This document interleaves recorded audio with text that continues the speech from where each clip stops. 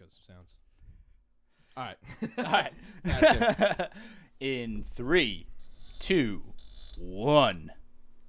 Ladies and gentlemen, welcome back to another episode of Bobcast. Today on the show, I have my man, Matt Rosenswag. How are you, my man? I'm doing well. Thank you for having me, bro. Anytime. I'm excited to do this. Like I've been seeing podcast setups. I'm all in. I just want to know. I want to learn. Or, and I think that's how I just started like engaging with your content or whatever. And I've been seeing your brand. I mean, your site, you've done a lot. We're going to dive into it. But if you could, before we do dive in, can you give a little bit of context on what you do? And you can take as long or short to do that. It's up to you. But just want to set some context for people and then we can just roll. Sure. Matt Rosenswag. I've had the nickname Ice given by my 3 younger brothers. It was given to me when I was around 13. So it's just been Matt Ice, Matty Ice since then. The ICEMADEIT brand. This goes way back. Currently, let me start this real quick. I'm currently working for the label and tech company United Masters. I am a original content producer there. So my job is basically to produce podcasts and online series for the brand, as we're trying to build out our YouTube network and try and build out, series that to keep up with the modern landscape of pop culture and things like that. It's all about content. So we're just trying to get there. We had a YouTube channel that is very grassroots. We were able to get a few celebrities on there, Russ, Steve Stout, people like that. That was before I came on. And now that I'm there, I've produced like 4 new shows, had a ton of celebrity guests. I've built an entire podcast studio there. Yeah, that's it. Yo, listeners didn't hear that. I'll throw that. I should throw that in. Yeah. Sorry about that. Nah, it's all good. No, that was good. So, I've produced 4 shows there. Who Made the Beat is one of them. The Mining Diamonds podcast with Jim Jones is one of them. Another one is called Select Conversations. I'm actually producing the second season. The first season was produced when I wasn't there. That's hosted by the head of YouTube Music, Rachie Jackson. And it's all celebrity guests. ASAP Ferg. We've had Styles P and his wife. We've had a lot of cool people on there. We're actually going to wrap that season up, wrap production, probably first week of August. So keep your eyes out for that. But the ICEMADEIT thing. So I'm kind of like a self-titled A&R, creative director, production designer. It all started when I picked up a camera when I was like, I got a camera for Christmas when I was like 9. And from that point forward, it was kind of just my passion, anything with a camera, anything music related, because I was also given a guitar when I was 8. So it was just like years back to back. I was just given direction. And that's basically like how I got to where I'm at in a nutshell, but it's way deeper than that. So that is me. So where does it start? Is it you're in New Jersey now, or yes? So you're in New Jersey, or Boonton, or Boonton, New Jersey. So and with the Vault Studio, I don't know if you know that. I've heard of them. Yeah, Tyler Braddock. Yeah, so I'd like intern there for free, and it was great. Like it was a dope experience, dude. I got to just chill there and just like take game. Yeah. And so, dude, I love production, man. Like I love Boonton. Like I just had to go there, and it was those 2 things, and I would just get a coffee and then just like be in the booth, dude. So shout out Boonton Coffee. Yeah. I've never had a coffee there, but I always see the lines outside. So keep doing your thing. It must be good, right? Yeah, it must be good. Hell yeah, man. So does it start in New Jersey for you? New York? Where's that come up? So it starts in New Jersey. Where did I go from here? I moved to Atlantic City, New Jersey. That was like the first when I graduated high school. And I left home. The first place I went was Atlantic City because I wanted to live on the beach. So I went to Atlantic City. I met some cool people. When you're in high school, like, you lose direction of the things that you really care about. Like, if I had been given a camera at 9 years old or a guitar at 8, like, the friends that I was trying to impress and hang out with in high school were not the people that were interested in these things. So along the way, you lose it, right? So you graduate high school and you move away and you realize, damn, there's mad people in this world. There's a lot of cool people that I don't have to go out of my way to look a certain way or impress them, or like I can just like the things that I like. And so being around these people was just the beginning. They were the people that supported me and nurtured my passions and like were the people that were able to help me refine my like inner child, like help me find myself again so that I could take these things and build them out. And even then, you know, these people were like, I would talk crazy shit. Once I realized what I wanted to do, I would say, I'm going to go sign an artist. I'm going to go develop talent. I'm going to go shoot music videos. I'm going to do, and they would laugh, you know, go ahead, bro. You know how hard it is to do this shit out there? And so I lived down there for about 7 years on the beach, really just like honing in on myself and finding like direction in my life. And then I moved to Miami. In Miami, I was like blessed to work on the Art Basel Festival, on a couple of events that like just fake it till you make it thing. Is that how you say it? How do you say that? Art Basel? Basil. Okay. Some people say Basel. But that's if you're like not a rich... basil. It's definitely not basil. All basil. He's going to a basil festival. Dude, a bunch of Italians show up there. Like, they might as well. Wait, what is this, huh? That basil. That's fucking hilarious. But yeah, like there was this girl, Yes Jules down there. I've heard of Yes Jules. Yeah, she's pretty big. I didn't work directly for her, but there was people working for her that were trying to do their own thing, and they were experienced because of Jules. And they were like the ones that kind of mentored me. In the beginning, it was like I was doing anything I could. So I had my camera that I bought. My first camera was like a Nikon D300 or something like that. It was some cheap camera. It was used. I bought it off my friend for $350. And I would bring it with me everywhere and just offer services. Be like, I could take pictures of your venue. I could make flyers. I could do graphic design. There's a little sub note here. When I was handed all the, like for Christmas, when I got the camera and I got the guitar and things like this is when the internet first came out, and I was teaching myself everything, like anything on a computer that you could learn. I was super interested in it. It's all I gave I gave a fuck about. Like it was just this. So Adobe programs and coding and like all this stuff was just, it's like a second language to me. So fast forward to where I was at, and I'm offering all these services in Florida. And, you know, I'm networking. Like, you meet people that are like, okay, like, this person has worked with so-and-so and these brands and this and that. And you remember these people. And you see them and you're like, wow. Like I said, like, these people I met in Atlantic City. Now I'm meeting people in Florida, and I see that they're achieving goals that I was talking about a few years ago. And I'm around them. How far off could they possibly be from where I currently stand? So it kept going from there. You know, I kept honing in on what I wanted to do. I got a job. I moved back home from Florida. I moved to Philadelphia. I was actually living with a friend in Florida that I went to high school with, and he got a job at Complex in New York. So he moved back, and I moved back at the same time, but I moved to Philly, and I worked at a bar bartending because I was trying to save up some money so I could move to New York, hopefully to work at Complex.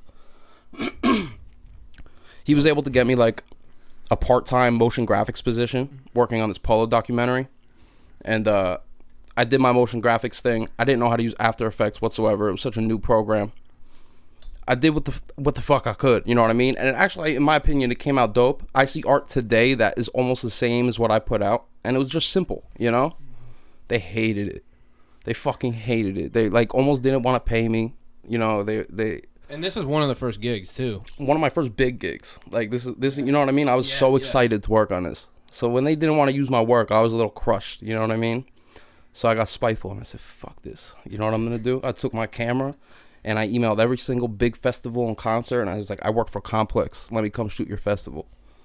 I got into a lot of concerts. A lot of them. Just off the strength, just lying. You know what I mean? I did one half of a job for Complex, but I'm going to tell you I worked there, you know? So it got me into a lot of spots. I was able to take pictures like Adidas Greatest Day Ever Festival. There was a lot of cool artists there. A lot of small, not Rolling Loud ever. They always like played me every time I would email them. But there's this company, Concert Crave in New Jersey. Yeah, I'm familiar. The guy that owns that has been in the game for a very long time. Very, very long time. His name's Claude. Back in the day, there used to be a club in Sayreville called Club Abyss. And this guy would run the promotion on all the teen nights, and it goes deep, like house music days. Like back in the day, everybody was Guido. He was the king, Guido. You know what I mean? Like, so I don't know if you remembered me, but I was able to send emails and be like, "Yo, Claude," you know what I mean? I had a couple of references that were friends with him. Just be like, So he was able to put me on to a couple shows, and I was able to shoot people like Lil TJ and people like that. So I'm posting all my work on Instagram, of course. Somebody reached out to me once. I'm just going to give you the whole come up right now. Yep. All right, so... Oh, dude, I'm all in, by the way. This is a podcast. Let's go. Cool. So somebody reached out to me once, my boy James now. Like, he's a good friend of mine. Said, yo, do you want to come be a production assistant on a Maxo Cream video? And I'm like, what is a production assistant? Sounds cool. You know what I mean? Might as well. So I said, yeah. He liked my work. You know, he saw the pictures and he saw that I was doing things. So I go in and I see the lights for the first time. I see all this.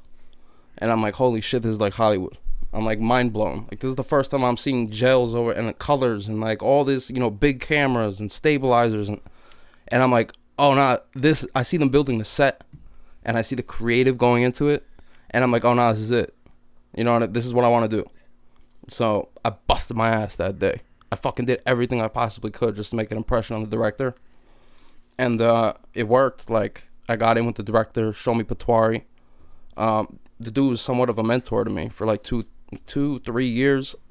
After like a year of working for him, he made me an art director working with him. So I was designing all the sets. And he would just call me whenever he needed an art director, which was every video. So I had the opportunity to work with a ton of talent, ranging from Wu-Tang to A$AP Rocky to Olivia O'Brien to really like a wide range of people. Real quick, to just get us to where I'm at now, I put all this stuff on my website. The same guy that got me on with Show Me sent me a link to United Masters saying they were hiring an art director. I applied for the job. The guy called me. It ended up being a guy that I worked with, the New York Knicks, on a project with him with Show Me, and he had seen me work before, and he knew I busted my ass. So he said, listen, we're getting rid of the art director position. For whatever reason, they got rid of it. He's like, but Jim Jones is coming to me, and he wants a podcast produced. Do you think you could produce a podcast from beginning to end? And I said, of course. You know what I mean? Of course I could do that. So here we are, you know? And I learned how to produce throughout, you know, working under Show Me. You know, like, it's not like I was just an art director. Like, I could do everything. You know, after a year working with him, I basically knew the ropes, like how to do everything. So now we're here, and I'm doing everybody's job because of all the things I just mentioned. Yeah. Well, yeah, you chose to be a podcast producer, so by default, you have to do everything. Yeah. That's yeah. Dude, I didn't know this going in either. Mm-hmm. You know, I didn't know. I just was like, oh, I'll edit. That should be about it. It's a lot of work, man. And then there's a lot of stuff around that. So, what did you do for the that director? Like, what did you do that set you apart just that day when you said, I have to impress this guy?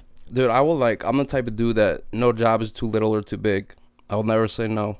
If I know that there's some type of like, if there's any type of gain to it, for me, I'm gonna bust my ass. I'm the guy on set that they call somebody else's name, and my head is like, you know, jolting around a million miles an hour just trying to get the work done anyway.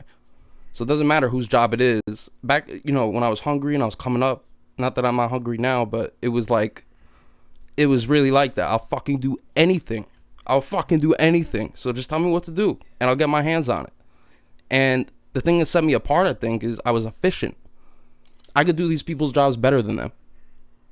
You know? And it's not to be cocky or anything, but it's just what it is. If I could do it in 10 minutes and it takes you 2 hours, there's a clear difference. You know what I mean? So it's like, the proof is in the work in right. that instance, yeah. Right. Or all instances, basically. So that's something where the proof could be in the work, where it's just like, my work ethic is just unstoppable here. Like, I'm down to do whatever you need me to do, and I'm just going to, but I got to let you know. Like, I feel like that was also part of the differentiation, because you were letting them know that I'll do anything. Right. You know, it wasn't just like you were standing around waiting for something. Like, no, I need something. Mm-hmm. Like, give me something to do, right? Like, I need to, whatever it is you need me to do. So that's kind of, that's just a testament. Like, that's just solid advice too, though. I appreciate that, man. Yeah, like, just overall though, because what if you just did more than the average? Yeah. That's all it takes, bro. Like, if you did, then you'd be in such a small pool of people. Yeah. So then you would have to stand out. I have to tell you that through hiring, you know, through production, getting assistants, and getting people like that. 75% of the people that I hire are just standing there waiting for direction. If you're in that 25% of people that isn't waiting for direction and you're just going, you're the person I'm looking for. You know? And like that's the person I was trying to be, in hoping that people were looking for those type of people. So I'm hoping that it got me to where I'm at, because you know what I mean? Like that's and sometimes, you know, where I'm at now, it turns into like a blur because you're doing it every day. It's a grind, and it's like it's like sometimes you don't even realize you're doing it. So you're just like, it becomes second nature to you. So if it is advice, I would just recommend that, like, just go, just do what you have to do anything that they want you to do, and eventually you're gonna be able to do what you want. You know, it's you gotta. They're gonna take, and you're gonna give until it's finally time for you to like take. But when you take, how are you gonna do it? Because if you want to be the difference, if you want to stop being taken advantage of and things like this, you got to be the change. But you got to be able to get to the point where you have the platform to put people on first. Yeah, you have to have, exactly. You have to have the means to be able to support more than just yourself. Right. Yeah. And that's, right. Honestly, I didn't start there, dude. Like, I think I was telling you, you know, I did it, like, I feel like I'm doing business in reverse, because I started right out of college. I just, like, went for it full time. And, you know, it's ups and downs, obviously, but there's just so much to learn that you could literally do it wrong for such a long period of time. And that's the thing about starting at that point, you know? And so, like, but when you have, and I want to say, like, there were jobs, you know what's interesting? There were jobs when I did that, when I did go above and beyond. Right. And there were jobs when I didn't. Right. And I think it was probably because more of the person, maybe, or... Yeah.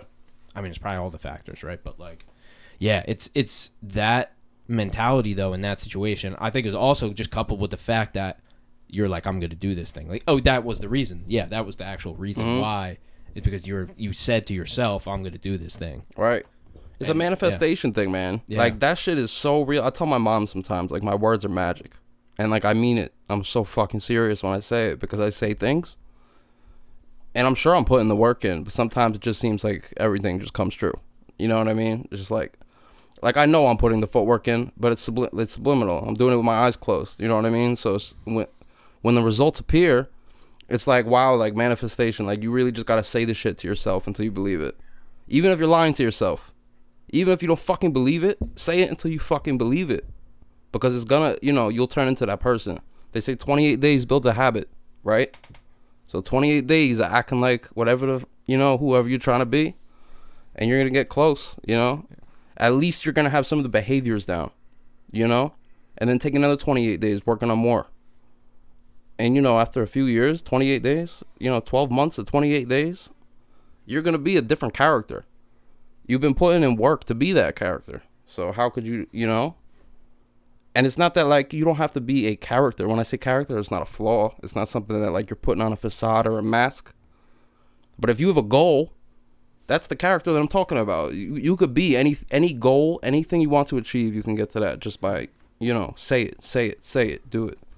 That's it. Believe yourself. And then put in the action. And it's hard, because, like, a lot of people start from nothing. But, like, you got to start somewhere. It starts with saving pennies, you know? And then you invest. And you buy things, and you do things that you got to do in terms of production. Like, it's a lot of just starving to get bigger, if that makes sense. Yeah. I think people are just lying to themselves anyway, so you might as well lie about being positive then. Exactly. Most people are lying to themselves. Yeah, like, you're probably lying to yourself about some negative shit anyway. Yep. So might as well lie to yourself and be positive instead. Like, it's going to just, that's what's going to lead you. Like, if you'll guarantee that you won't get somewhere if you just say you're not going to get there. Right. Like, that's what I think. I don't remember when that barrier was for me, when I kind of went over that and realized that.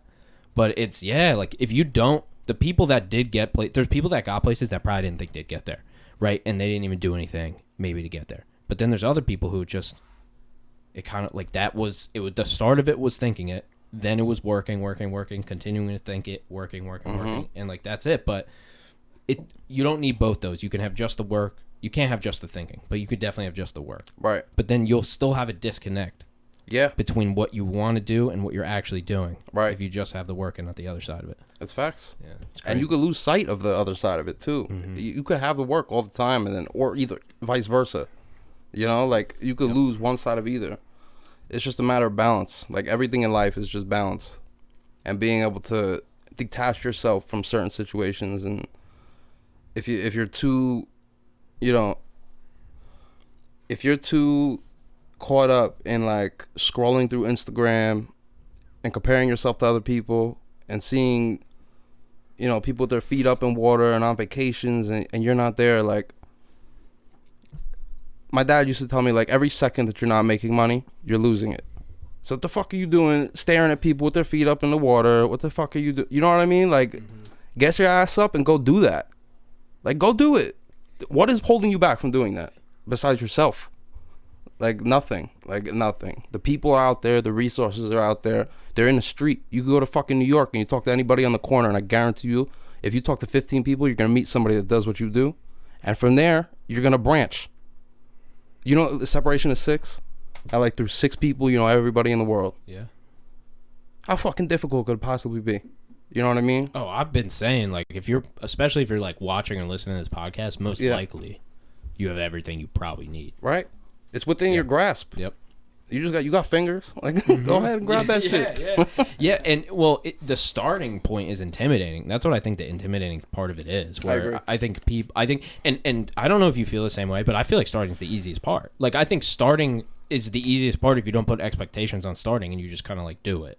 So that's the hard part, expectations. That's like a huge thing with me personally. Is like starting for me is the hardest part. Okay. Because I'm a big, is good. Yeah, I'm a big procrastinator, to be honest with you. Like, I'm a guy that I've been trying to train myself out of it. Right, like I'll get the work done, but I know my efficiency. So I will wait until the last hour, and I will get all the work done in the way that you want it done. You're just efficient as all hell, man. Basically. Yeah. That's how it goes. And that's why people come to me for, oh, do this, do that, do this, do that, do that. Because, you know what I mean? Now the whole day's work done. Yeah, so I've been prioritizing speed more, and I think it's way better. Yeah. I think it's way better than being like, I'm the guy, so I don't have to answer this. Right. Just flow, bro. Be the guy that does. Well, that's faster than everybody else. Yeah. It's flow, bro. Like once you start working, like I said, starting is hard for me, but once I start getting in the flow of things, and it's like that with anything, video games, literally anything, running, working out, going to the gym. Like I want to start a YouTube channel, and I've been struggling with it because I don't know where to start. I act like my life isn't interesting enough. You know what I mean? But this is all the blocks that I just spoke about. It applies to me too, you know. It applies to everybody. I can't be the one talking shit, and it's just like, me too, man. You know. Yeah, 100%. So it's really just it's a constant battle. It's not something that like you just after 28 days you're good. No, and it is just habits ingrained too, yeah, and just life experience and circumstance, and it's a lot, man. It's a lot. Yeah. But yeah, the starting. I mean, I don't want to say like I guess I'm not. I don't want to say that starting's easy. I just think I don't ascribe. Like if I started something, I'd be like shit. Like I'd get pissed because I wouldn't be good at it. Right. And then I'd just be like shit. Like this is the bottom, you know. Like I'm at the bottom. Like I can do whatever now. Right. Like I can just mess around, have a little bit of fun. Then I can put some structure to it. Yeah. See what I like, you know. But it's a great perspective, honestly. Yeah, I don't know. It's just I don't know. I guess I didn't really think about it. I didn't think about the things I was starting. I was just. All right, cool. I could just try this, and then it would just blossom, or it wouldn't. Right. But no, I get into things really easily. Right. Like I can go deep on something, so that's why I'm like podcast, music, business. I'm like, okay, a few different things, maybe some side things, but there's only so many things you can really focus on passionately and creatively. Right. That's something I could say is when you're going into something that it really has to align, right? Like if I've never flown a drone before. And I have the money to go buy a drone. I'm like, oh, I'm gonna be a drone pilot now. That's easy to get into, right? But when it comes to something that involves like something I know that I have to hire a team of people to do for a company, and then I want to do it for myself, it makes it seem like I don't want to say the words unrealistic because like maybe I was naive before and I believed I could do all this on my own and like this and that and the third. Because it's not that. Because if I really put my mind to it, I could do it all on my own. But it's like. I gotta pay bills. I have to work my full-time job. I have to like, it's a fear of like, now I have something to lose, you know? What if I put out content on YouTube and my job hates it and they fucking fire me? Now I'm done, you know? Now that Beamer I have outside is getting repoed with the quickness, you know? Like, so it's really like, and my friends always tell me, don't be scared. What the fuck are you afraid of? You know what I mean? Like, just, you do cool shit. You have a personality. Like, just go ahead and do it. And I'm just like, nah, bro. There's something there that's like, it's an indescribable block that I've never had before, and I'm starting to learn how to detach myself from it so that I can start doing my own thing. If that, like, even this, I'll be nervous to do a couple months ago. I would be shook because somebody might see it and be like, I don't like what he said, and then I'm gone. Because it's cutthroat like that. And, we've been told that since day one. I canceled myself. Yeah. And I saw your video. It's there. Well, in multiple ways, dude. Like, multiple. Do I have a video that says that? What? No. I saw the one. No, a short form video, like, or something like that. I saw the one you posted that you're talking about. Which, really? The abortion one? Yes. Oh, okay. That's different. Oh, I didn't know if that was what you were talking about. No, dude. No, like, overall, I'd say what I say. Like, I don't really... No filter. Yeah, and that's the type of me that you're getting. Like, obviously, I have somewhat of a filter because I'm on a podcast, and I try, this is a podcast. I'm doing something right now, I'm actually, like, and that's what we're doing, all three of us. And so there's that obvious portion of it. But I don't know. It's, if I get too caught up in it, in it, then, you could go too far in. But, right. And you just got to separate. Well, it kind of comes back to your balance thing, too. Right. Balance and the biggest part of balance is being able to take a step back and seeing, like, okay, I have all this shit in front of me. Just slow down. Just pump the fucking brakes once in a while. Because, like, we're talking about moving efficiently and with speed, it's a blessing and a curse. Because you can only put so much on your plate before you realize you're overwhelmed. And then it's like, what the fuck did I just do to myself? And then you're in, too. You're in. You're locked up. You're committed. And it's very easy to get blackballed out here. It's very easy to just slip up on some work and miss a deadline. My question slipped my mind, dude. So, yeah. So, along with the content thing that I released all this content that it's just out there. Yeah. So, that's something that I really feel for people who have jobs in this position, who are in this position where you don't know if one person cannot like something. Right. And then that could have the chain reaction, dude. Right? Like that, and because, like, I can just do it client by client. I'm just like, right, whatever. Okay, one person doesn't like it. I was gonna work for them anyway. I need, like, I had a client the other day listen to this podcast. He's been a client for a long time, and he listened to the podcast, and he was like, "Hey, I would really like this about it, or the intro," and we were talking about it, and yeah, dude, it's just like I want to have those. Those are the people that I want to have, right.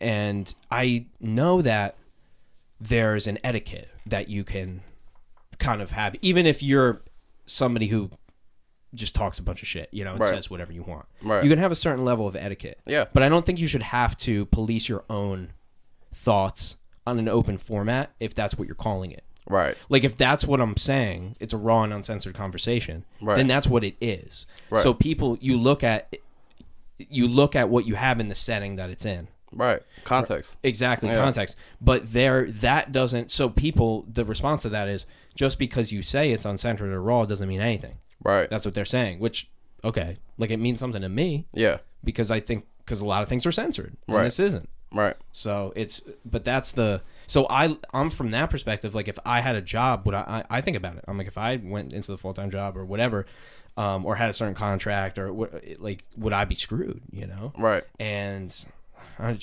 don't know. It's a completely different position, but there's pros and cons to each side. Right. It's like I could lose a deal or whatever. So easily. Always lose you can lose anything, right?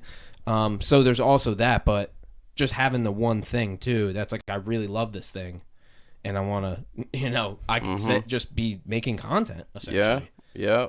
Yeah, saying opinions on things, and then it could just, dude. It's just it kills me. Like, it kills me that exists. But I understand why it exists, because I have a fucking business, dude. So you gotta make money. And you understand business too, so we get it. Yeah. But it also sucks. Yeah. No, it really sucks. Yeah, as much as we understand it, because we are gonna be on the, like, the shows I produce, like, we have sponsors, right? And I know, like, I was telling you before the podcast started, like, sponsors are great. Sponsors are this. But like you just said, like, when it's one person that doesn't like something, and then it's a chain reaction. You might be on the 7th revision of a show, and you send it up the chain, and that one person that hasn't been involved in the process since day one decides that they don't like it. Who are they? And they're not even creative. They're some corporate, CEO at a liquor company, and they're telling you they don't like the font and the subtitle. And now you got to go back in and you got to re-export everything and do this and do that. And maybe you loved the font. Maybe you picked the font yourself and you thought it was great. And it just gets shit on with so quick. You know, if you don't change it, you're losing a lot of money. You're losing $150,000. You're losing the money the recoup that you spent on this production. Like, that's the money that you need to make your money back. And you could lose it over a font.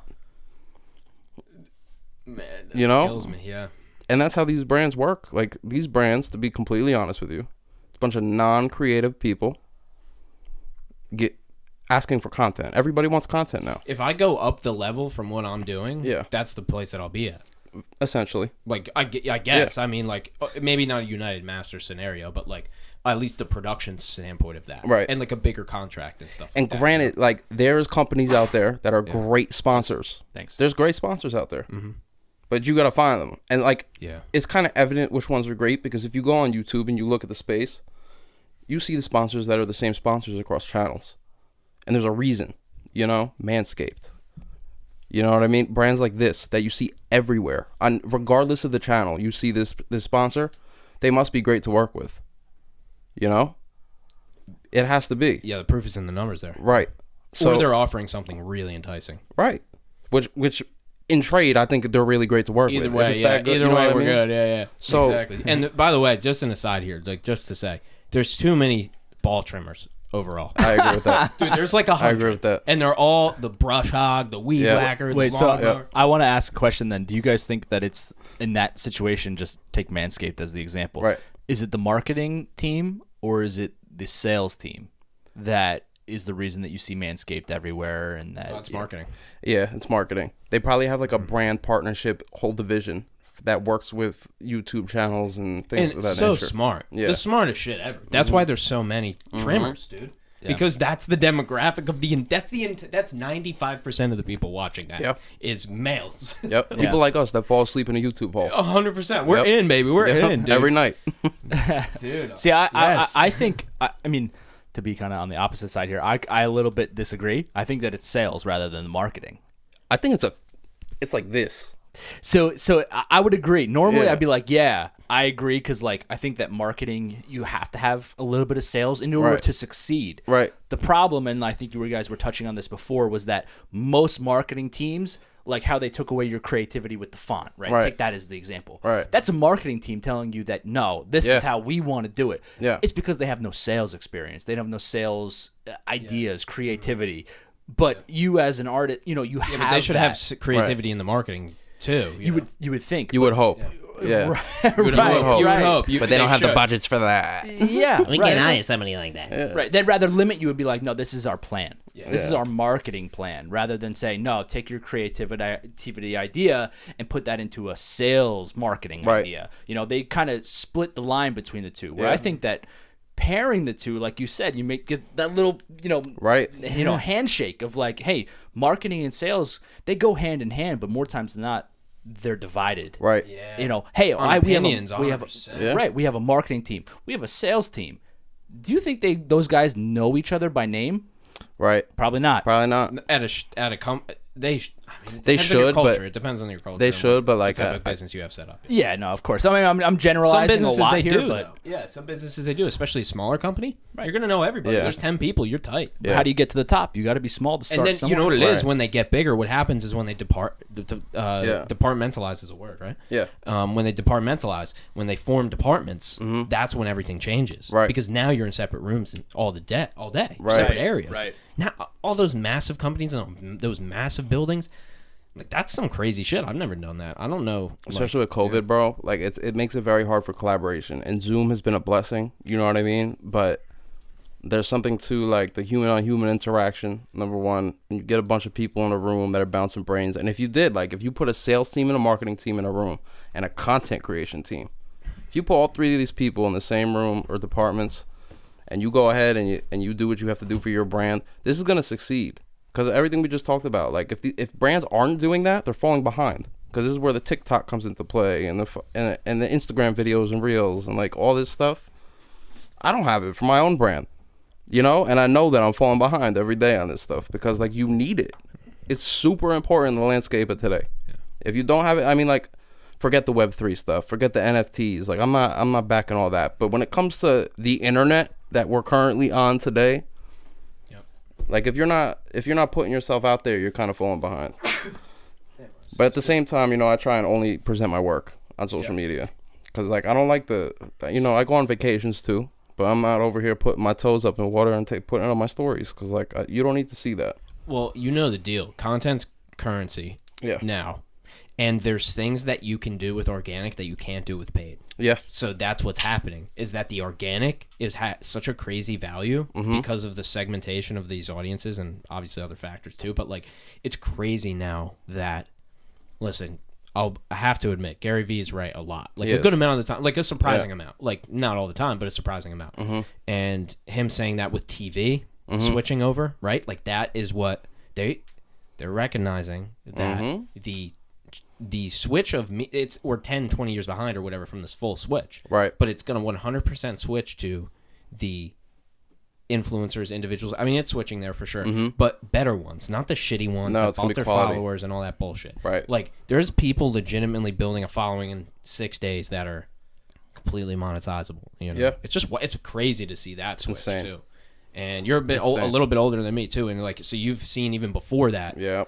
And that's even crazier just to see that expands through, because, like, I got into podcasting in 2018 or something like that, or, like, really in content. I mean, I made YouTube videos when I was a kid, but, like, you know, gaming videos and all that stuff. But, you know, if you're not in it and doing this content, and that's why, like, it's not for everybody, because that conversation is the zooming in on what's actually happening right now with attention. Right. People's attention, and because it really is that, because they know how long they're keeping your attention. Yeah.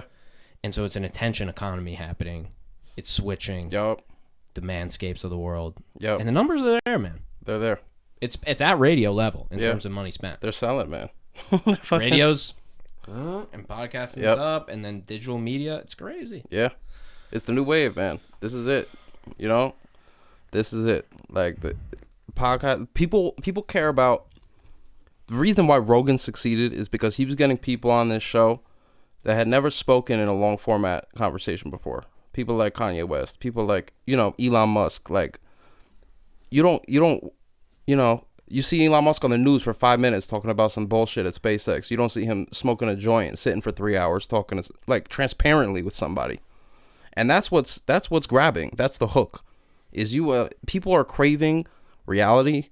They're craving something that's relatable. Like, they're craving things that are, like, wholesome, like truck camping videos and, like, people fishing, and, like, I go all in on those. Yeah, but people love it. I love it, dude. Primitive building. You know, I heard those primitive building videos were fake, by the way, but that's a whole nother discussion. I've watched a couple, but I bet they're fake. I wanted to believe it was real. There was a Kubota like 15 feet away. Yeah. I wanted to believe it was real. They did a drone shot. They caught them building it, and there was, like, an architect and, like, a whole team of contractors, and, like, bro, it's crazy. They said that the water, like, you know, when they pour the water into the pools and it's always, like, really blue. They said that they, like, get the water from, like, a whole other location. Like, they show in the video them getting it from a river, but there's no way that river water would be that color when you pour it into a pool. So they're, like, getting it out of, like, a truck. like it's a full cover. It's like treated water. Like, they're pouring it. The director tells them where to go, like, what to tap, like, what colors to paint the walls, like, everything. Like, it's kind of crazy. But yeah, like I said, like, and people love that too. People love expletive content. Like, they love seeing people that aren't acting genuine get exposed. Oh yeah, that's a huge market right now. So it's like, be genuine or get fucked in this market at this point. Dude, that's Snapchat, bro. That is Snapchat, especially, and that's just one stupid fucking app. But, like, and obviously one of the biggest social media, so not that stupid. But that's their whole thing. That's all of their content. Is this person did this, or you won't believe that, or it's how stupid are we, man? Yep. It's crazy. All that content is, but very stupid is the answer. Is that clickbait. Everybody's stupid and they just click it? Yep. Well, I mean, not stupid. They're just curious. Yeah. That's all it is. Human nature. And that's what you got to tap into. It's in front of you. You start tapping into the curiosity of people, and you're gonna be successful. And it's all about the titles, and it's all about the thumbnails, and it's all about, you know. I'm getting into that shit now, man. I'm like, no, not another thing I gotta figure out. Now I figured out like 6 different things, and then you get Oh, number 7, YouTube thumbnail. Oh, jeez. Now I gotta watch some other YouTube asshole. Yep. Tell me about thumbnails. And this guy's boring as shit. Right. And we can't send somebody else in to do this. Like, is there a cool, little more hip person, has a hip hop in the back instead of this jazz? With the terrible mixed audio. Dude, terrible mix. He's talking like this with all the reverb. This is how you make a thumbnail. Yeah, exactly. Or they're too far up on it. Yeah. It's either way. It's usually how it goes. So the first thing you're going to do is you're going to... Yo, you get that random Southern guy. I'm like, what's this guy doing? No, it's the guy in India for me. The guy. Oh, the guy in India. They always know. Like, Yeah. And they get to it pretty quick. You're not going over 2 to 3 minutes with those guys. Like, it's not going to be very explanatory, but it's going to have everything. It's step by step exactly. You got to play it in quarter speed. Yep, Just so you can understand. Yeah. Well, I think maybe even recognizing trends, like maybe look at like Elon Musk, posting memes on Twitter. Yeah. Same shit, Right. Dude, it's like anything that will grab attention at this point. Like you said, it's an attention market. Like if and like it could be something so stupid. Like all you have to do is come up with a creative title. Something that's going to grab somebody. Mm-hmm. And I learned from the Jake Pauls and the Logan Pauls and the Dave Portnoys and like I love Barstool. Like I don't watch them. I just like them as a business. Right. And I want to know how that happened, Like that's a big like all these like podcast networks and stuff like that shit's dope, man. They're sick, Barstool. Yeah, I like how they expanded into professional wrestling. I'm a big pro wrestling fan, so Portnoy's on it though. Yeah. That's it. Like listening to his come up, like I watched him on Schultz and it was just he's really got it, man. Yeah. The fact that he got into... Let me tell you something about professional wrestling real quick. The numbers are there. Wrestling is back. Like, I'm not saying you have to watch wrestling, but, like, if you watch TV and you're not watching AEW, like, you're missing out on something. Like, it's that good. It's that good. It's not like PG WWE anymore. It's like wrestling we watched when we were kids. It's back on TV. And the numbers are incredible. Like, it's doing shit.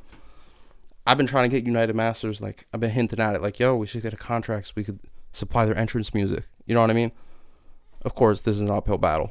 But the companies that are doing it, Dave Portnoy, he's got his finger on the pulse. Watch this wrestling podcast he got. Watch what it does. To the moon. Because this isn't... Vince McMahon is going through some shit. He's got slander against him. Like, he was paying girls. He was in an affair, and he was paying girls millions of dollars to keep quiet. And it's finally coming out. There's a war going on between these two companies. And it's like back in the day. Like, it's really like probably the best entertainment, in my opinion, on TV right now because it's based in realism. Like, you got deals with Discovery going on and money, and you're talking numbers. This is a war of companies. And watching it go down is like, this AEW is a 3-year-old company. And they're competing with WWE, which is, this is a kingdom. This is a franchise, like the franchise. There's not been a company able to overcome them in ever. It's the UFC of that, yeah. And they've been around for 50 years, 60 years, like a long time. So you're saying, so it's AEW. Yeah. They are. Dude. They're coming in and they're establishing themselves and getting a lot of viewership. Yep. And this traditional age-old professional wrestling, the WWE, the thing that everybody's watched forever, whatever. Yeah. Do you think they're going to be losing market share to AEW then? Absolutely, because what they're doing is WWE just signed Logan Paul, right? And this is what made me think of it. You mentioned them. What they're doing is they're trying to, at this point, they lost the war. Like this 3-year war that's been going on with this baby company in WWE, they lost it because the fans that WWE had, their core fan base, they just want to see good professional wrestling. They don't care about these corny PG storylines and like the fake, like this girl turned into a zombie bullshit. Like nobody cares about that. We just want to see dope shit and like people jumping off ladders through tables and things like that. So, it's serious. Entertainment, real shit. And so like a majority of WWE fans that are like my age, older, and even the kids are now being put on to what we used to watch. And it's like, okay, now all the adults are getting what they've been craving for 15 years since WWE switched to a PG rating. And now all the kids are being put onto these stunts and like people getting put through flaming tables and they love it, And so WWE is doing now is they're going down, they're trying to save themselves. So what they're doing is they're hiring entertainers. They're sticking to what they call sports entertainment rather than professional wrestling. So it appears as professional wrestling. That's what you're watching on TV. But they're classifying themselves as sports entertainers. So rather than like, you're not going to see people going through tables every night. You're not going to see, like, it's much slower paced. It's much more storyline driven. It's much more they're trying to get the kids back on. It's bullshit, you know? It's soft PG Shrek. Like, that's what WWE is. And AEW is like Saw. You know? Yeah. And there's much more Saw fans than there are Shrek fans. Oh, I see. So, yeah, they gave people what they actually were. Yeah, so they didn't go for the names. They gave people the fundamental thing that they wanted, which was the actual Raw. Yeah. Wrestling. Yeah, Raw wrestling. And, like, you know what happened? All these WWE people started to leave WWE and jump ship. And now they're wrestling for AEW. Because they're doing what they wanted to do in WWE the whole time. This is happening with golf. Yeah. With the Saudis. Yeah. Dude, this is crazy. The golf thing. Tret, he plays golf, so do you know anything about it? But, like, this is... Right now, things are, like... I didn't even know about the wrestling, but the golf is, like, whatever the American mainstream... The golf thing is a little bit different because it's a lot of just money. Yeah. That's the whole thing. This one's grind shit. This is different. This is come up, business come up. Totally. The way I look at delivering to the customer exactly what they want. Yeah. That's more. This is a monetary thing. Totally. And we have a ton of oil money, and we're just balling out. They're like, hey, we can offer you, $2 million, where the other guy's going to offer you $1 million. It's like, what are you going to take? Okay, we'll take $2 million. The Saudis just keep going on. Yeah, okay. The PGA wants to give you They're signing 3. American golfers? Hey, we'll give you 5. They're signing American golfers, right? That's totally. That's what it is. Almost, the big names. Yeah. Probably about half of them are playing for the LIV golf championship tour, whatever you want to call it right now. They're all moving over to that. Wow. And the way I'm looking at this, the AEW or whatever you want to call it, is almost like a revert back. So like you're saying, it's like going back to like almost like 90s shit, Yes. Like go back to 90s shit, where shit was like raw, like you can get away with a lot more on TV. Yeah. And it got kind of like, Disney'd, you Right. know. It did. That's actually a good way to You know what I mean? And now it's like, okay, well, hey, it's like the way I look at it is almost like Jackass, Yeah. Like Jackass never changed their formula. Right. You fell in love with the people and like the way that they were and the behaviors that they were doing was raw. Like you could see some shit that you've never seen before, and it made you fall in love with the characters, And now it's like, AEW, it's the same way. It's like, you don't have to give them this big storyline, this big whole rah-rah or whatever. Right. It's like, hey, here's the shit you want to see, and it's going to make you want to fall in love with these characters and come back. Right. So it's almost like reverse psychologying it in a way. Yeah. And it comes back to what we were just talking about, where it's like people want genuinity. Like people want to see real shit. If the storylines is what makes it look fake. You know what I mean? Exactly. If you see people going through tables off ladders, you're not going to think it's fake unless there's a bunch of mumbo-jumbo Disney shit surrounding it. Do you know what I'm saying? Yeah. You're right. And the only way I would watch it personally is if it was the most badass shit. Like if it was classic and it is. shit. And it is. Yes. Yeah. Like that's the only way. Like I've never really watched any of it. Like I'm a UFC fan, but if it was that shit, that's what. But I would turn on WWE or whatever, and I'm like, they're just. Like every time a guy's like this with a mic, and I'm like, can you do something? But it was the rating it was at. Like I wasn't even familiar. Think with of American Idol though. Like they do the same shit. Yep. It's like, hey, let's give this person the golden ticket or whatever the fuck it is, because they had a sad story. Yeah. Same shit, But it's like, well, that's not why we're here. We're here for the fucking music. Yeah. You know what I mean? Yeah. Yep. It's like you lost point of the whole thing that you were trying to do by trying to give this bullshit storyline. Yep.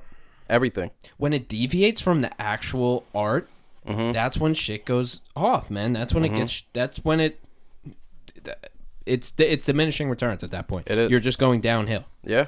Because you have it's when say somebody, I don't know, you're in some kind of job position, right? And you build a fan base. Say you're on a show or something like that, and you build a fan base, and then you or even you had a podcast. Say you had a podcast dedicated to listeners, and like you're like, I'm independent. I'm 100% independent. I always do this shit like for the people, all this shit. And then you just switched up and corporatized your shit. Like you would alienate your whole audience, right? Because you'd be completely switching the thing that they valued because they listened to you, and that's what you valued. You're a sellout. You attracted them, yeah. And you exactly the definition of sellout, basically. Yeah, and that happens to companies too. It happens to everybody. Yeah, because they're waving that dollar in front of you, and it's hard to say no. And a lot of the times, that's another thing. Is like another thing I recommend to people is like you got to know when to curve a big check. You know, you could be looking at a lot of money, but you could be getting fucked at the same time. So like, you gotta really. It's important to have, if you don't know how to read a contract, to have people around you that know how to read contracts. It's like the most important thing ever, because when you're doing business at a certain level, like, there is sharks out here. Like, there's more people trying to fuck you over than there are trying to really do business with you. I believe that, at least, you know?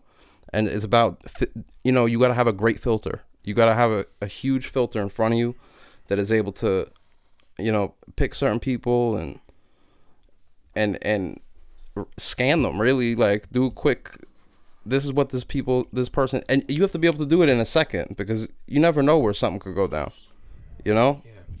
You never know. It couldn't be, you know, you're not going to close the deal the second you meet somebody, but it could be that person that you end up closing the deal with at some point. And you want to, you know what I mean? You want to be able to give your full self to that person, if that makes sense. I lost my train of thought halfway through that. Yeah, it's learning to say no. Yeah. Yeah. You know, learning to turn down the deal in order to get the deal. Yes, the power of saying no. Well, the thing is, you got to go on your conscience, you know? Yeah.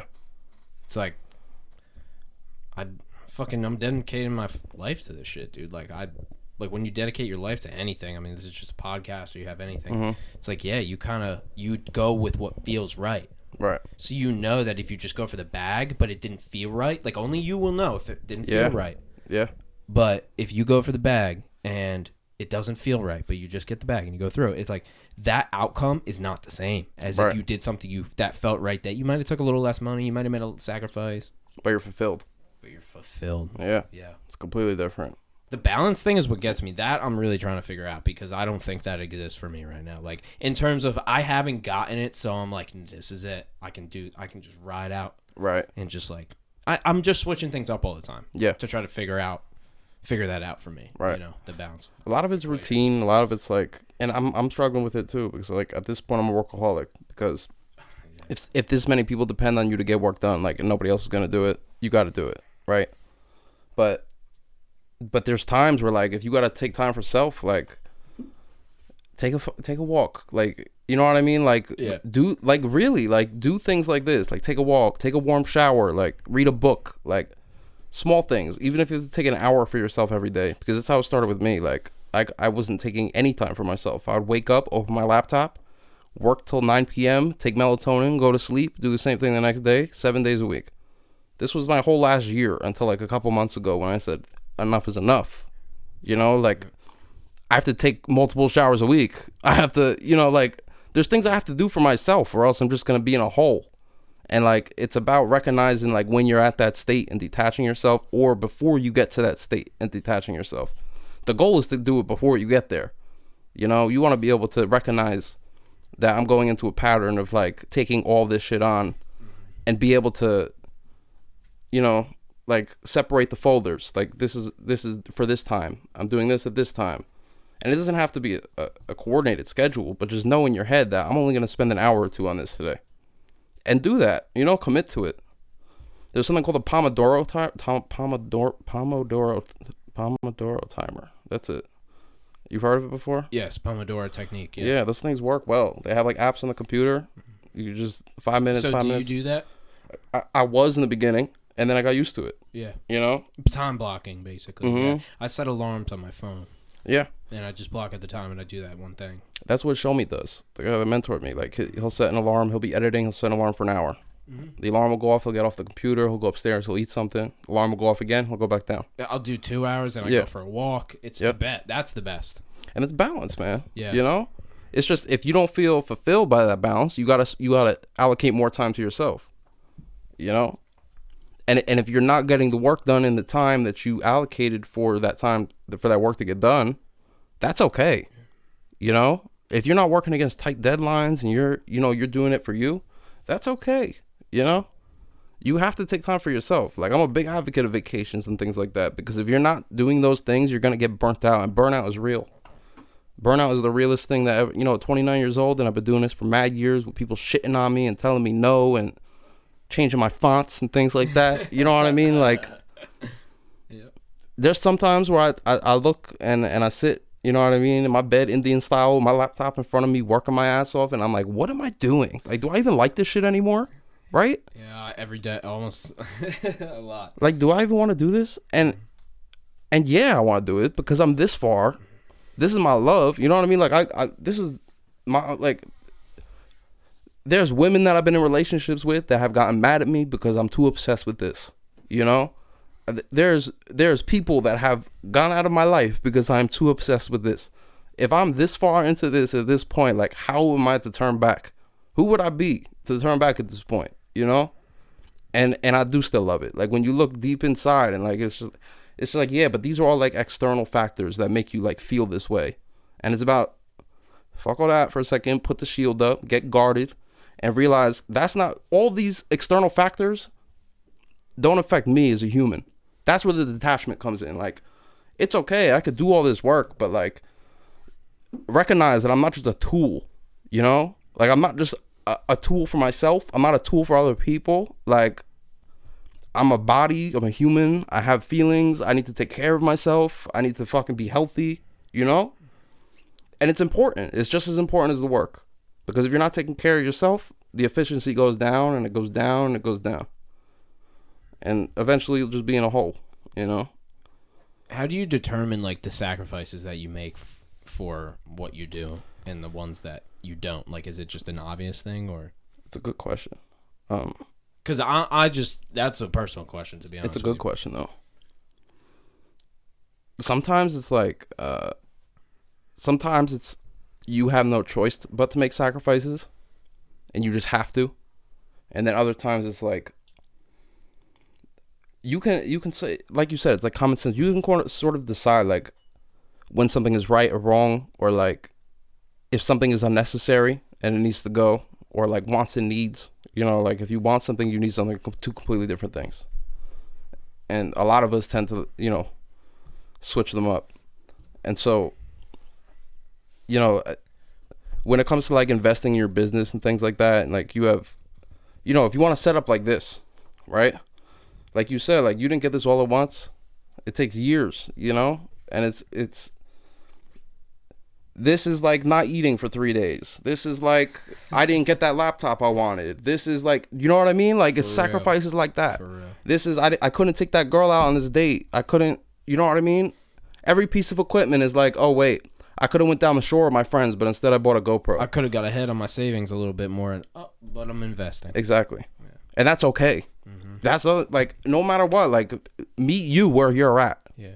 We were actually talking about that with the cat. It's like, you have to get into a position where you realize that you have to spend what you make to make more. Yep. And then, because you know the people that got a bag and then just, like, bought a Dodge Durango, you know? Mm-hmm. And then it's like, back at square one, man. I'm back at, you know, whatever job you were at before that. And I could take this into music. Like, you see the rappers that get their advances from the label, and they go and they buy the most expensive Johnny Dang teeth and the fucking...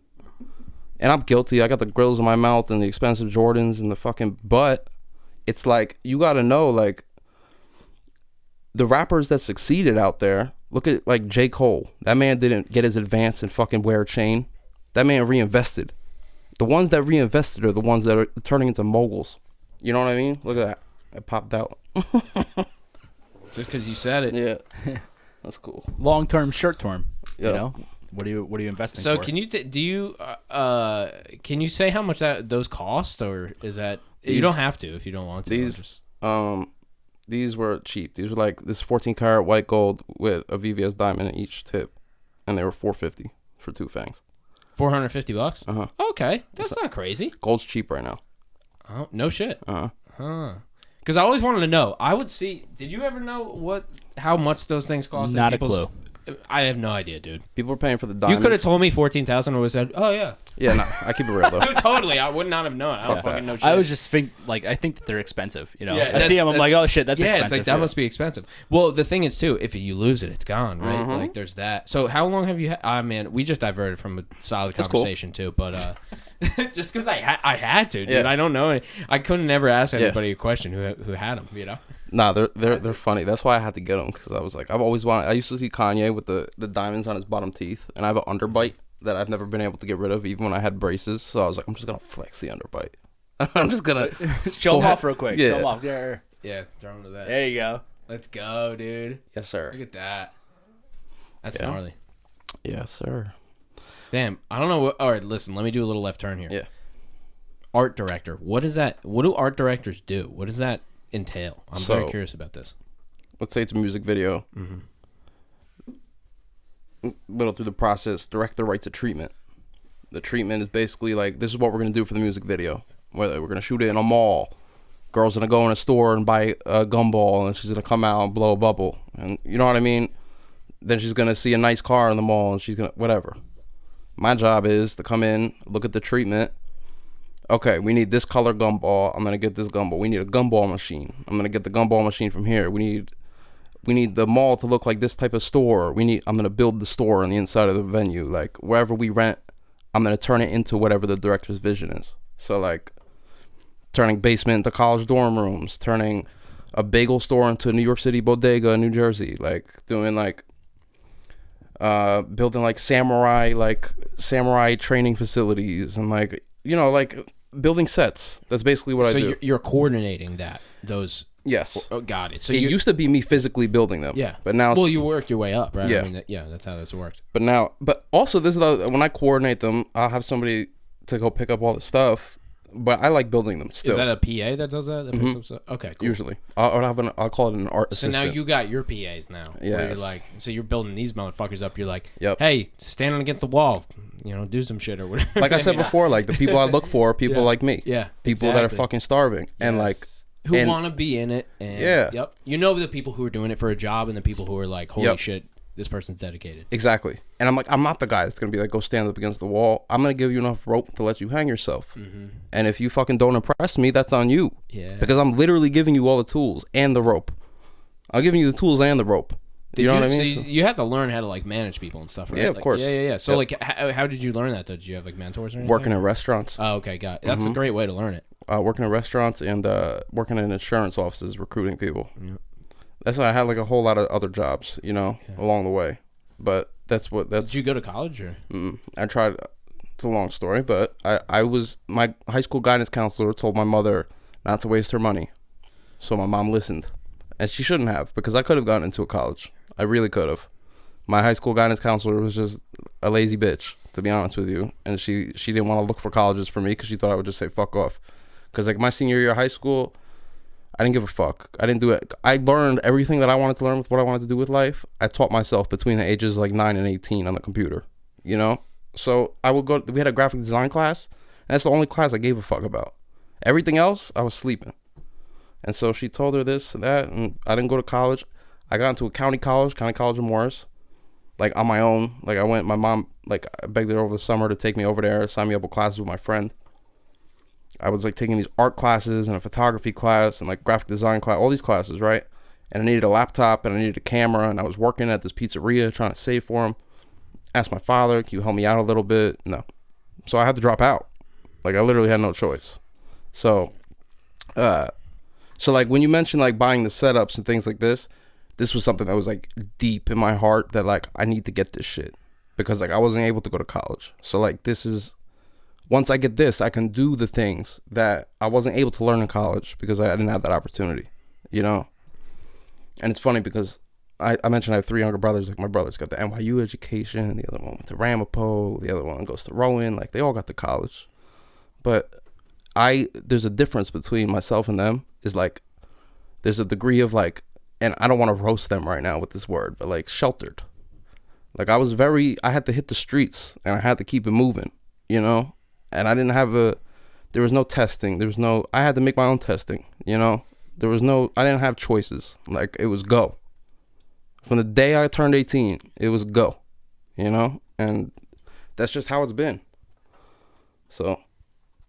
You just had to go, dude. Yeah, but like I mentioned, like burnout, like 29, like you from 18 to 29, 11 years, just nonstop, just starving, and like, you know, it's a long time. And so when people told you, okay, because it's obvious that you're just dedicated to the thing that you're doing, right? You know, but when people when relationships or people in your life or like your mindset must have, I guess, just been. I'm just impressed from like 18 on, you just having this, because you know how people wander a lot. Like, you probably did wander though, a right? lot. Yeah. So you probably went around, but like your work ethic, I guess, was really maintained throughout that whole thing. Yeah. Is there any like job that stands out or whatever, like in terms of the random jobs you might have had? Absolutely. There was a job in Atlantic City. Shout out Joe Lamberti. That's my guy. The name of the restaurant was Lamberti's. It was owned by his father, Luch. Is it still there? I think they're actually getting renovated right now. So it's gonna be a bigger restaurant. But this guy taught me that not every job has to feel like a job. Like, does that make sense? And like, I can do the things I love and it doesn't have to feel like work. And I can manage people, and what I give to my employees, they're gonna return to me. So it's about treating people with respect, and it's not being a dick and helping people succeed rather than setting them up to fail, you know? Because there's a lot of people out there that they have a position above you and they're scared you're coming for them, and they're going to set you up to do the worst work. You got to be, you know, those aren't a good man. That's not a good manager, in my opinion. Like, when you get the opportunity to manage people, you have to come correct. You have to come with respect, and you have to treat people like individuals, because everybody, it could be anybody that's coming for you. They're going to take your job, and they're going to do more, and they're going to succeed, and you could be working for them next year. So, you know, the same guy that I'm talking about now is hitting me up now asking me for help, you know? And I'm going to give it to him because he was great to me, you know? And that's how it goes. Like, it's paying it forward. You just got to pay it forward. Someone was great to you, treat the people that you're going to put on the same way, you know? Yeah. It's important. Yeah.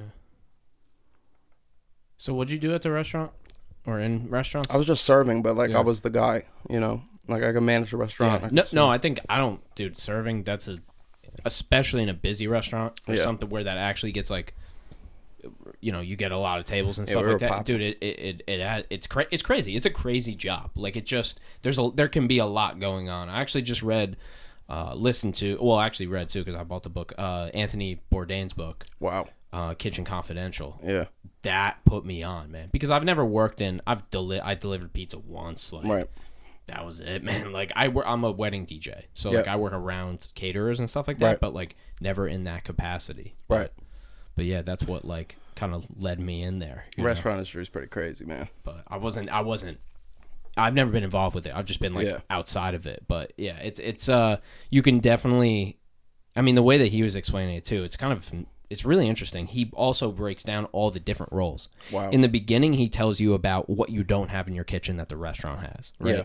And all these different things that hooks you in. And then he goes through the course of the book and his story. And at the end, he also goes through all the different roles. Like, the servers do this for me when I'm a chef or a cook, and the line cooks do this, and then the bartender does this. That sounds dope. The bartender gets my fucking comes back to me with the shit that the server said. Right. Like, that sounds dope.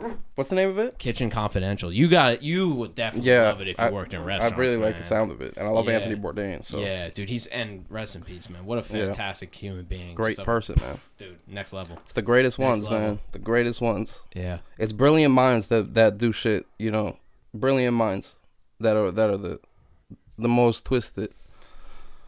It's because there's a lot of thinking, man. Thinking is like the devil. You know, it's. They say like the idle hand is the devil's workshop, and I think it's not the hand, it's the brain. You know, like, if your brain is not doing anything, you're most likely thinking either a negative thought or something complacent. The hand was how you activated the brain back then. There was no other stimulations. Right. When that quote now was you don't around. need hands. No, you don't need hands at all. That's what's crazy. I mean, you need hands just to press buttons. I mean, for people that are handless. Right. But if you're in a YouTube hall at night, you know what I mean? Yeah, you don't need shit. It's just gonna work itself. And next video. Granted, like a YouTube hole isn't like idle. Like, your mind is stimulated, but you're not doing any. You'll definitely vibe with this shit. So there's music that you have to do work to understand, and there's music that you can just know on the second you listen to it what's happening. Right. And that's the difference. That's why there's art that's deeper and art that's closer to the surface. Right. That's the difference. Is when you have to analyze the lyrics of a song, or when the rapper's just so his lyrics are so diverse and intense that you're like, I couldn't even have Aesop Rock or something like that, right? One of these guys that's just like crazy. Mythical. And I love this shit. Yeah. And rhyme sayers fucking love that shit. But like, that is, and not something everybody can get into, you know? But that's a level of analysis where you would very much benefit looking at the lyrics and really going through them. Yeah, bro. And so like just a example or a microcosm of art itself. There's just art that involves different layers of different levels of brain function. It's Basquiat versus Warhol, bro. Mm-hmm. Look at the two. That's it. And if you watch that documentary, it was all. I actually I haven't watched it. It's kind of crazy. Their relationship was nuts.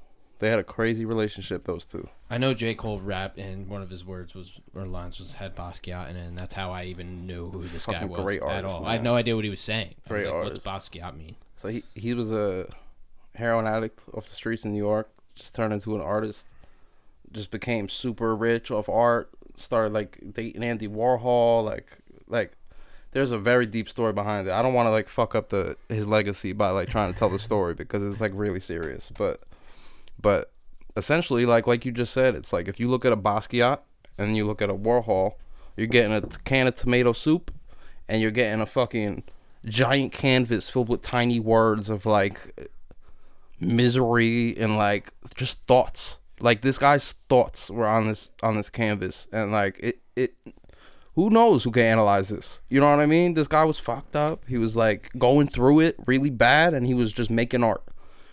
He's dead now, but who wouldn't, like, if he only knew his legacy, if he only knew that there's an exhibition in New York right now that people are paying, you know, they're making so much money towards this foundation with this exhibition. And like, imagine if the dude was alive to see this, you know? And it's so deep. Like, if somebody could analyze a Basquiat, that would be, you know? I'm sure there's people out there that, I know super fans of this guy that like really, really like go in on his art. And it's hard to interpret. But like, it's like listening to like Immortal Technique, right? You know what I mean? Like, Dance you with the devil, right? Some crazy shit. It's like, and there's a niche for it. There are people that love this shit, and like, you know where I see it blending now is where you see like Griselda, right? Yes. Oh man, I love Griselda. I love Griselda, and like maybe blame it on the fact I'm 29 years old and like I grew up on real rap. I'm 23. I love Griselda. You already know. You know what I mean? Like, did you grow up, like, when you started listening to hip-hop, what kind of hip-hop was it? Dude, I'd hate to say this to you, but Oh, do you need any water, Bella? No, I'm good. Okay. I started rapping when I was, like, 16. Yeah. And that's when I started listening to hip-hop. So I didn't see any hip-hop. I'm not mad at it. Like, no hip-hop. Yeah. But whenever I talk, because I talk to so many rappers. Right. And they're all, like, not all. Obviously, some of them everybody has their own scenario. But a lot of them had it either in their household or like they just found it with their homies young or something like that. And I didn't I'm almost, it's like ended up being a positive that I got to just like learn about hip hop at a later stage when I could understand all of it. Yeah. But like that's the shit that I knew Eminem existed. Right. I knew some of his songs maybe. There was random underground rappers who I fucked with. Right. This guy named Jonas. I don't know if you heard. I haven't heard of him. Yeah, he's Yeah. I think he still makes shit. One of those guys that like you found back then. Right. It's like I don't know if he makes shit. I don't know like what's going on. I remember Just those days. lost touch, you know. But that was my start to hip hop. So then I immediately a friend of mine, she sent me Light in the Attic by Action Bronson and Party Supplies. I think Party Supplies did that one. And dude, that set me off. And then I got into Joey. Then I got into Pro Era. Then I got into Alchemist. Then I got into Denzel Curry. Then I saw all of them live. And then I finally, like, later on, I got into Mac Miller. Saw him. Like, so you appreciate real rap, dude. I love rap, dude. I love like. Do you love Joey Badass 1999 album? So before every track meet that I had in high school, I would listen to 1999. And I would warm up. And I didn't talk to anybody. And I would just listen to that album. I'm telling you, on the way there, when I was getting warmed up, and on the way back, every chance I got, dude, that album solidified. Shout out my boy Chuck Strangers. Shout out Joey. Shout out Chuck Strangers, dude, and Joey. Yeah, dude. That's I got Living in Danger. Shout out Chuck Strangers, yo. I'm gonna do another shout out. That's one of my favorite albums of all time as well. Chuck's dope. Chuck's a cool guy. I'm trying to work with Chuck. I've been having conversations with him lately about. He sent me some beats, and I've been trying to get some of the artists I work with on them. But you know, dude, it's just it's a process. It's a process. everything. Dude, what a dude! I love the Beast Coast, dude. I love the Provera. I love Flatbush. I saw these guys too, like, and I saw them then, like, and I know they were really into. That's when like they were really starting to pop. Yeah, like get like the mainstream shit, like Denzel on the water flip shit and all that. Like it was a little before that, and so there was still a grassroots part of it where it's like, oh, these are just people that know. Like this is a tight venue. Yeah. You know, I mean, not Mac Miller, obviously. I saw him. Yeah, but Joey was different. The come up with Joey was very cool to watch. I loved watching it. I loved watching people start to, like, learn about him and, like, hear his music and be mind blown. It's just, like, I remember smoking blunts in people's cars, and they would have different Joey songs on that I'd never heard before. And it was just, like, that era was back. And I almost feel that way now with Griselda. And Joey's dropping 2000, you know? It's, like, the follow-up album to 1999. And, like, music's in a good place right now. Like, it's in a great place. Like, there's a space for lyrical rappers again. It's just about doing it. Like, you have to, like we said, like, just go ahead and do it and make it hot, you know? And then network and meet the right people. Because, like, with this, you know, separation of 6 and you have TikTok and Instagram now, like, how you could talk to anybody. I DM people every day, check marks, you know? They're people, too. Yep. You know? Like, if they see it and they like what they see, they're going to answer you. So just shoot your shot. Like, I shoot my shot with everybody. You have to, you know? If you're not, then, you know, the closed mouth doesn't get fed. That's what it is. Like Kanye shit, dude, with Jay-Z. Remember that? Yep. It's facts. Yeah, when he was like, he literally said that to him, too. That's when I was in that part of the doc, and I'm like, Kanye documentary, and I'm like, yo, Ye was on it, bro. He was on some, like, I'm not supposed to be here type shit. Those are those energies that are just, those are crazy energies, bro. It's because, like, you have an accident like that, and, like, you just come, you know what I mean? Yeah. Like, you're fresh here. Yep. I was supposed to be dead. You know what I mean? Yeah. Like, fuck that. Yeah, bro. Yeah. Yo, if you don't have crazy shit, that's like, dude, that's the artist in general, man. You just have to have, the more crazy shit that happens, the fucking better. Amazing shit just comes out of that, man. Yep. It's no lie. When you're just on autopilot life, like, that's when art stops a lot of times. Yeah. Yeah, that's why, like, the balancing the life of the artist, you know? Right. Whereas I was talking to somebody on a podcast about this yesterday, podcast I was on, and I was like, he was talking about Wim Hof. I don't know if you're familiar with him. He's a breathing, he's a guy who climbed Mount Everest in, like, barefoot. That's crazy. Yeah, so he just, cold, doesn't matter. Yeah. Like, he just gets through that shit. And, yeah, there's, like, there is a level, or there's a way that he lived at one time where he lived in like a commune with a bunch of people and they would just do whatever they want all day, right? You know, and that's the artist balance between that and then the people who are like just grind. Life is about pain and grind, you know, and I think the life of the artist is a balance in that. There is, you know, and it's hard. I mean, like I said, I don't really feel like I've found, like, I'm pretty good, like, I'm happy every day, man. Even if my day goes bad, like, I could still at the end of the day say, like, I'm still happy and I'm happy where I'm at. I'm grateful, you know. Right. But there is, it's those are really the sides of the spectrum, at least the way that I see it, you know, between because the artist is supposed to just do, you know, they're supposed to just experience and take things in. Yep. And that's easy to get lost in the sauce with the business side and the number side and all that shit. Imagine growing up in a time where there wasn't any of that. Imagine growing up where, like, Art Basel was actually about art, and, like, Van Gogh was a painter. Imagine a time when a Basil. Yeah, but imagine, like, you could like throw, like, you could paint that and sell it for $1 million without any of the intricacies, without any of the I don't like the way the right curve is on the side. Can you change it? Yes. Yeah.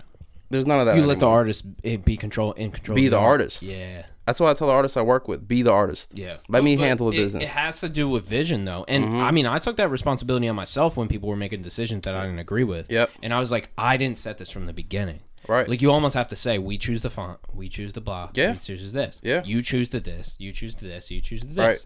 And then they go, can we choose that? Yeah, but what if you're not going to have to get to choose this then. Right. And they're like, okay, cool. Then let's figure out the middle ground. It's like, well, that's hard at It scale. And then people always change their mind. So you agree to some shit and then they just change their mind anyway. So if you're dealing with more than like 2 people, you're kind of screwed, man. It's like, it's and that's why these contracts are super fucking important. Yeah, and that's why I just started doing them. Literally didn't. I had them, but like they were agreements. They weren't even right. Dude, I didn't have contracts. Are you kidding me? I was like a freaking freelancer making $20 for an edit, you know?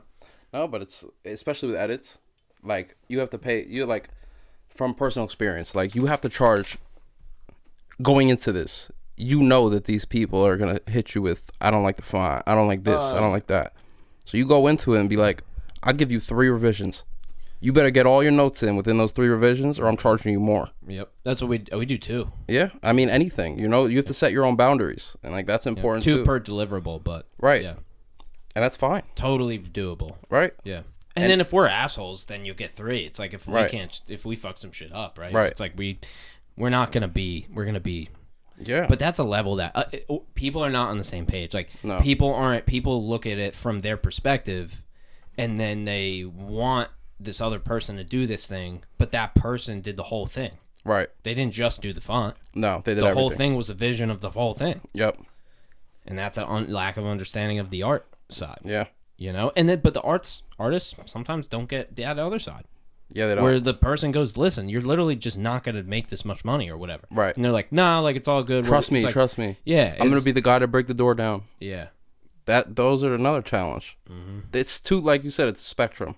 There's those people, and then there's the people that understand that there's like a lot more to this, and they can go ahead and preface it. Go ahead and get this shit done ahead of time. Yeah.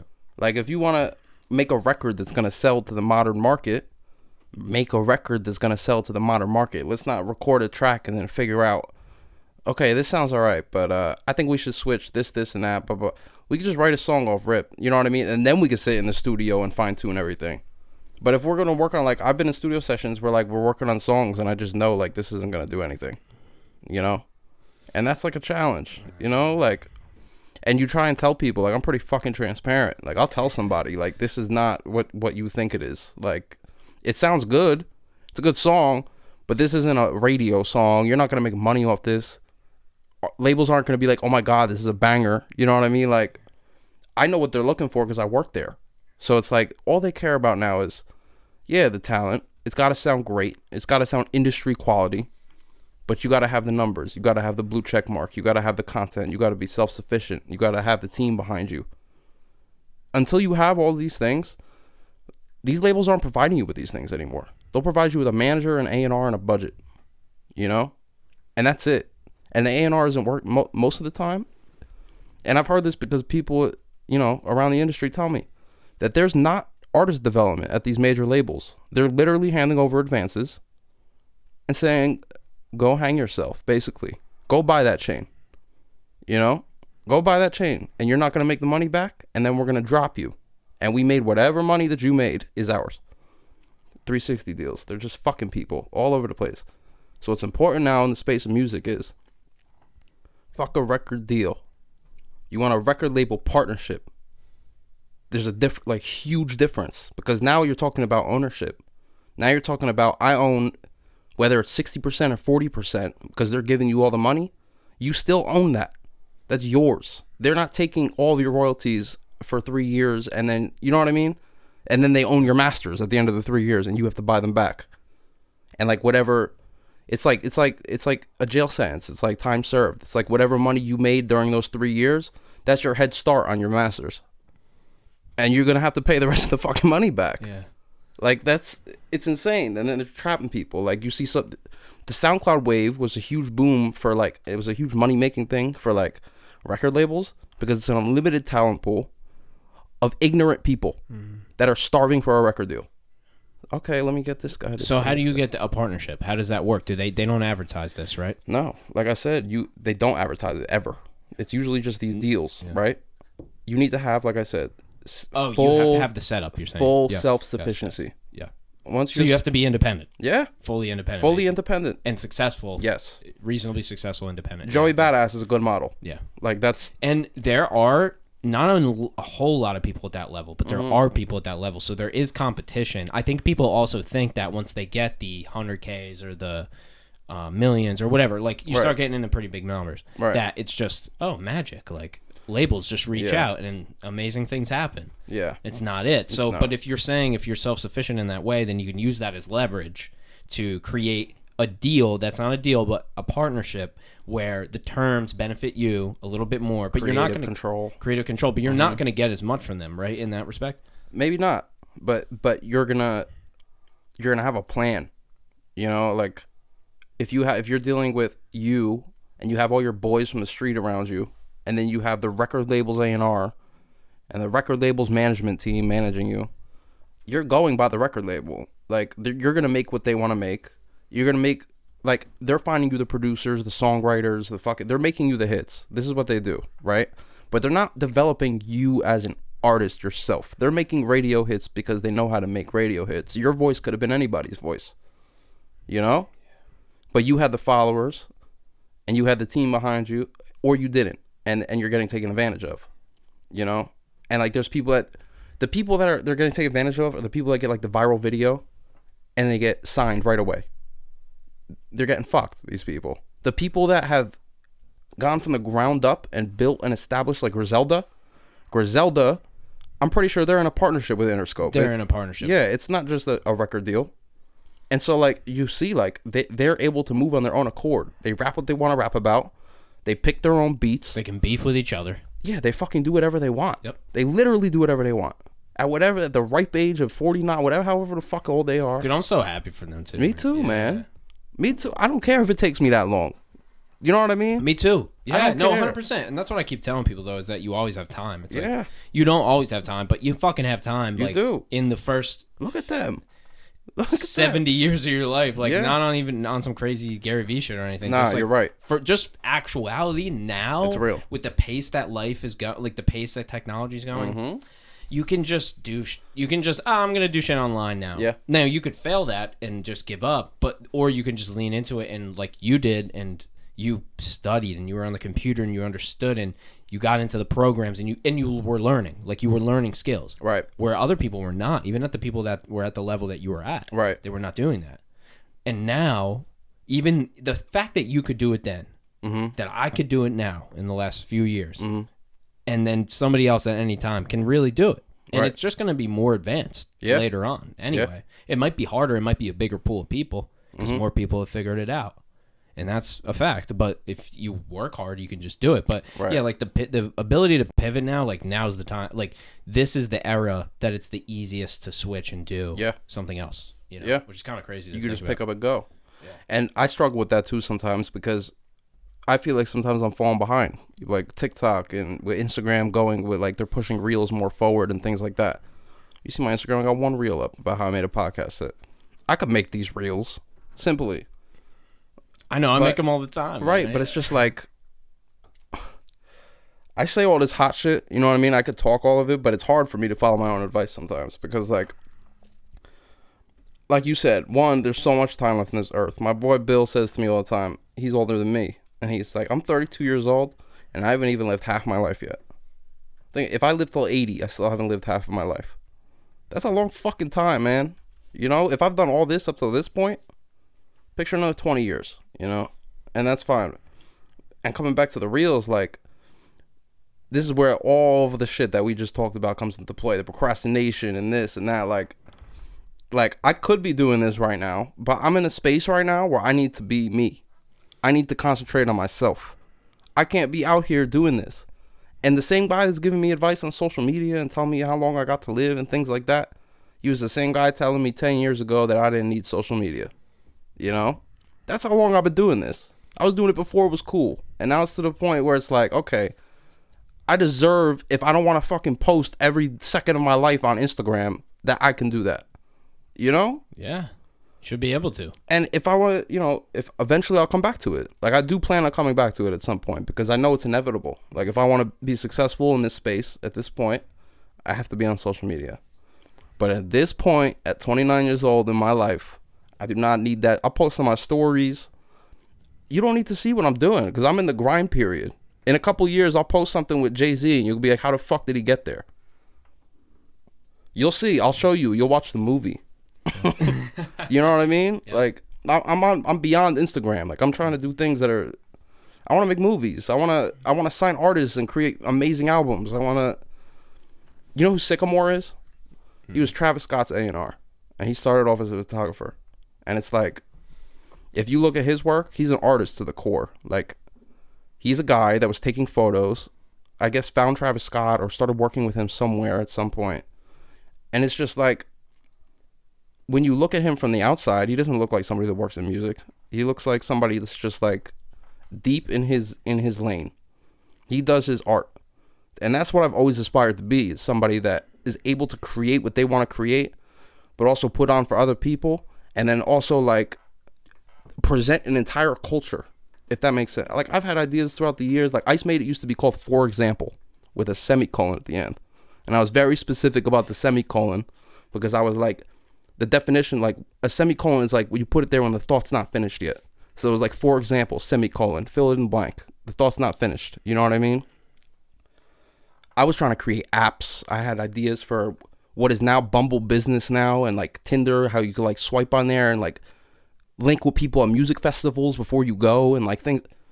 I had all these ideas like 6 or 7 years ago, and I was telling my friends, yo, I have an idea for an app called The Plug, where like it'll be like Tinder, where you have a swipe feature, but except it'll be for business, and you can link with like-minded individuals and form bands and go to festivals and see what other people are doing and link with them before you even get to the festival. And maybe if a band star, like you meet a bunch of people that you like on this app, you can put your music back on and we'll recycle it for you, and we'll promote whoever's the best performing talent that met on our app. We'll recycle the work so that it's on a platform, you know? What happens 6 years later? It exists. Tinder did it. You know what I mean? And it's like, you just gotta keep going. You just gotta keep going, because ideas will keep. If you're an idea guy, the ideas will never stop. You know, the ideas will always be there. I got a phone full of notes that if I showed this to an investor at some point in my life, I'm sure I would get money somewhere. You know, if I built the deck out around one of these ideas, like, and it's just about, like I said, go ahead, do it. You got to pick something and do it. Like, all these ideas are great, but it's not what I want to do at this time, you know? And I'm very, like, selfish at this point. Well, you know the difference is the execution, too. Yeah. You know, that's really the difference anyway. So, like, for you to start it up, that's why they're just ideas, because you would have to throw everything you have into it. Yeah. And you would have that one where it's like, this one just feels like it's it. Yeah. Dude, I feel you. I have so many that I just wish I could just put the energy into right now. Yeah. And I know people are going to start them, and it's okay. Like, it's all good. Like, you've accepted it. I've accepted it, too. I've bought domains, and I'm going to let them sit until people hit me up, and then I'm going to be like, am I really doing this thing? Yeah. You know, that's how it works. And you could charge them a bag. If their fucking idea is good, and they want to make that idea come to life, they will pay you exuberant amounts of money for that domain name. And that's a fact. Yep. They'll pay you, man. People make an entire hustle out of buying domain names. You know that, right? I know people who made a lot of money. Yeah. Literally just flipping domains. Yeah, I don't know, I have a lot. I have like 5 or 10, but yeah, that's enough, more than I know. I rack them up. I just rack them up. Like when I have one and I'm like, this one's good. Right. I just buy it. Right. And that's how but like a little archive. People said that, so I said, hey, fuck it. That's long term for me. It is. My investing rule is I don't want to check it more than once a year. Yeah. Cool. That's it for me. That's a good investment. For the email to come in. If you got good domain names, it's a solid investment. Yeah. For sure. Podcastpsychology.com. Yeah. That's a good one. Not bad, right? That's a good one, actually. Yeah. Wow. Somebody's going to need that at some point. Oh, yeah. Like 1,000%. Oh, yeah. I think probably 10, 20. That's not why I bought it. I want to do it. Like, I want to do the business, but it's probably, who knows if it'll, for when it'll happen. But, you know, like the psychology behind podcasting would be sick. It is. It would be a cool idea. There's a lot of psychology behind it. And conversation and recorded conversation. When you're listening to yourself, all that type of stuff. Right. Yeah, man. So I got the domain if anybody's interested. Yeah, shout out. Podcastpsychology.com. I have a lot of, I won't say my other podcast related ones, but I have some pretty good podcast related ones too. Yeah, I feel like. Man, it's a But bank. I picked my niche. Yeah, it's a time bomb, man. Yeah. Eventually you'll make some money off that for sure.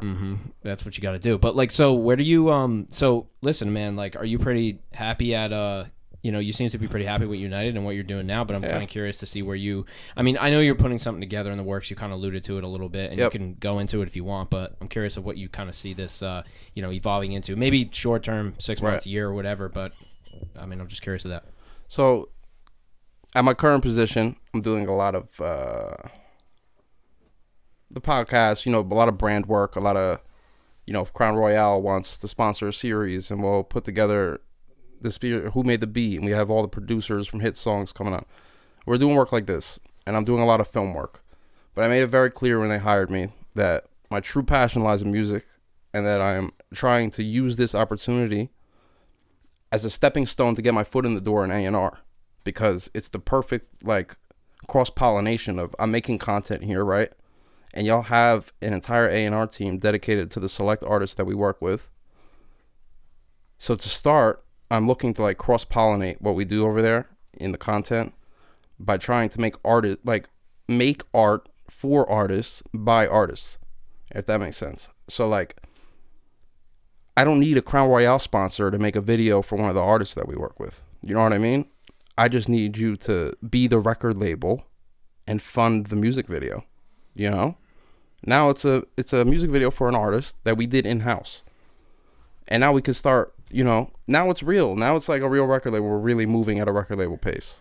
And like, we're working with partnerships. Like these select artists, a lot of them, some of them are off the deals, the 90-10. Some of them get, you know, they're all different splits. But I'm like interested in working with the ones that are self-sufficient and have the people around them and are creative and have visions and want to bring them to life. I want to work with those people because, you know, what I'm currently doing is very just abide by corporate rules. Like, we're making a show for these people. Like, I'm interested in, you know, at first doing the music videos and stuff with A&R, but then also like I want to be able to show music executives that I'm capable of finding and developing talent on my own. Whether it's somebody with 1,000 followers on Instagram that I believe in, or it's somebody that I found with a blue check mark with like, you know, 40,000 followers and has a team behind them. I want to be able to show that I can lock these people down and that I can not only have them where they're at, but I can elevate them to a new level off the art that I'm creating. You know, that's my goal. And whether that happens at United Masters or it happens with my own business, like, it's gonna happen. That's where I'm at. So, you know, there's more I'll tell you off camera. Like I've been, you know, doing what I have to do for myself. And hopefully, you know, things are coming soon. Like I don't know how, you know, I have things that are in the works that I can't really talk about, but hey, we'll leave it on that. Yeah. Matt, thanks so much for coming in here today. Nah, of course, bro. Thank you, man. Anytime. I appreciate it. This was a lot of fun. Yeah, awesome. I'm gonna come back. This was great. 100%. And yeah, I have a few things. Definitely want to get into the whole A&R thing too. And we didn't really go there. And what you're working on as well. We'll just leave it with that, and we'll have that for the next one, man. So awesome. And let people know. We'll have it in the description, show notes as well, where people can find you. But I think you're the same handle on all social media, right? Yep. ICEMADEIT all over the internet at ICEMADEIT, ICEMADEIT.com, ICEMADEIT handles at ICEMADEIT. That's it. ICEMADEIT. It's clean and simple, baby. ICEMADEIT. Yeah. ICEMADEIT.com. Yep. Everything. Photography, videography, direction, all those type of things. Literally anything. Yeah, you're a man of the many talents out here as well, man. Love it. Love to have another producer in as well, who's doing the podcast thing. We're all doing our own thing in podcasting. Yeah, so man. It's just a lot of fun to be here with you, man. Awesome. Been wanting to have you on since I started seeing anything podcast related from you. So, like, dude, I'm glad we did this today. I appreciate it, bro. Anytime, grab some clips too. Tret, thanks for doing this, brother. Yo, Absolutely. shout out Trent. Absolutely. Shout out. You're a homie, bro. I appreciate it, man. Ladies and gentlemen, thank you so much for tuning into another episode of Bobcast. Really appreciate it. And as you know, I say it every time. I'll say it again. We're on all platforms, even the ones nobody uses. All right, we'll see you on the next one. Even those ones. Deuces.